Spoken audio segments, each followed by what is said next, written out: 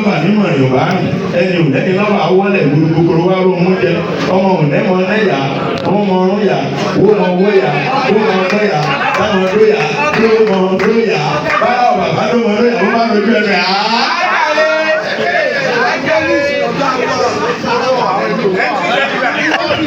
mo dúpẹ́ púpọ̀ lọ́wọ́ ìyá wa Yorùbá ọmọ ọlọ́gẹ̀dẹ̀ aláàjì bàbá wa mo dúpẹ́ rẹ̀ èmi àti ìyá àkùnrin dídé mi olùpẹ̀ mo dúpẹ́ púpọ̀ aláàjì mo dúpẹ́ lọ́wọ́ ìyá mi ìyàwó ẹ̀rọ aláàjì akínyadé adérẹ́lẹ́ ojú òde tì yín o sẹ́ni bàbá wa jó bí ewé is my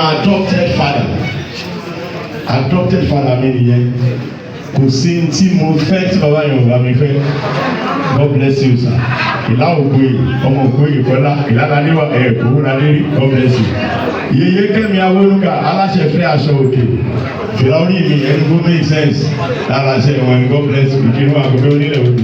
Now let me appreciate my immediate boss, the man that gives me the privilege and opportunity to always execute what I have inside me here.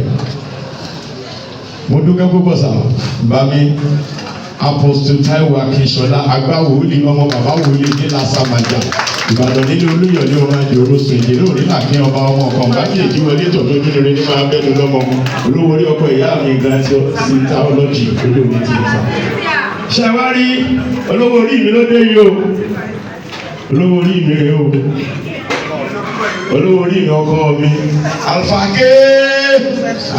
K God bless you ìrẹsìlẹ it's more than a boss that's the fact that's the truth Aṣíwájú Dr. Ọláyínká Joel Ayéfẹ́lẹ́ give it to him mi ò mọ̀ give it to him this man is the brain behind everything we are doing here today.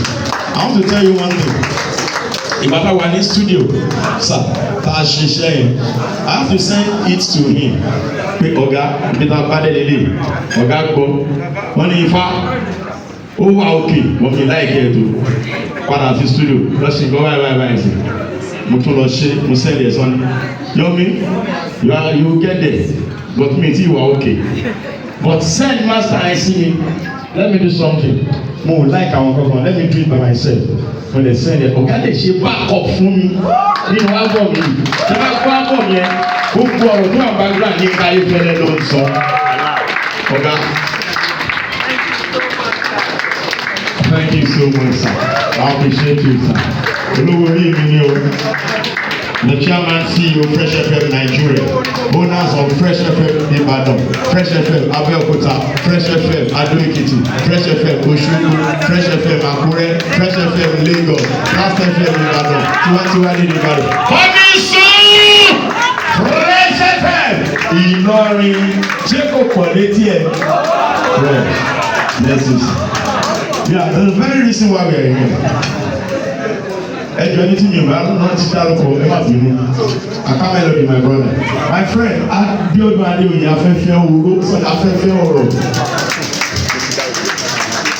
I appreciate you. Ẹnìkan wà mí ẹnì yẹn sọ fún mi pé ọ̀gá ẹnì sọ bá ifá kò yí ṣe pátí o kì í ṣe ìnáwó. Ọ̀gá bá lè jẹ́ tíwèé aláṣà àlùbáṣe. God bless you sir. That's my boss. Ẹni tí mo fẹ́ dárúkọ ẹ̀ wọ́n sọ pé ifá kò yí ṣe ìnáwó like that but I just have to celebrate you.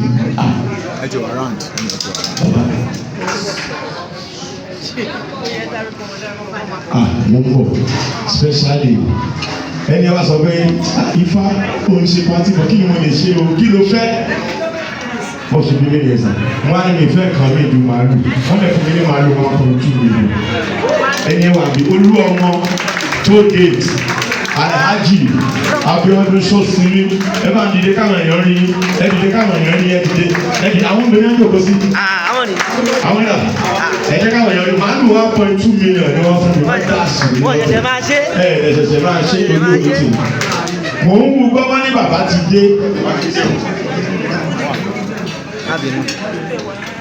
wọ́n ní wọ́n ti ń bọ́ lẹ́ẹ̀bọ̀ bàbá wa tí gbogbo ayé mọ̀ sí Samson Saka Okay, today.